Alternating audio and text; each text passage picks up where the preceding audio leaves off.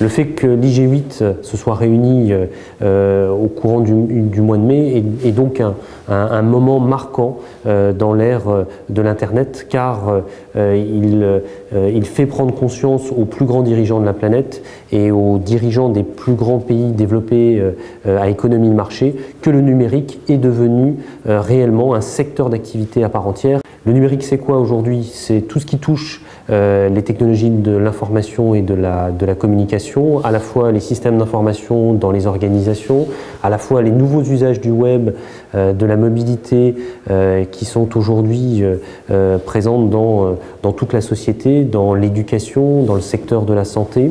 À titre de précision, c'est à peu près environ 7% du PIB mondial aujourd'hui, et c'est également un phénomène de société. Ces questions nous ont donc amené à nous poser un certain nombre de bonnes questions sur les enjeux du numérique en France, sur la place du numérique en France, au travers d'un certain nombre de comparaisons internationales, de benchmarks internationaux avec des pays d'Europe du Nord, l'Irlande, la Tunisie, un certain nombre de pays asiatiques.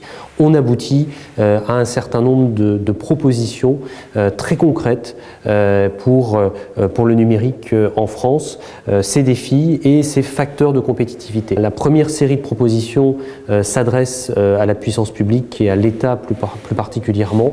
On a déterminé un certain nombre de propositions qui s'adressent au secteur de la santé, de l'éducation nationale, de la justice, où des réserves de productivité peuvent être activées par le biais du numérique.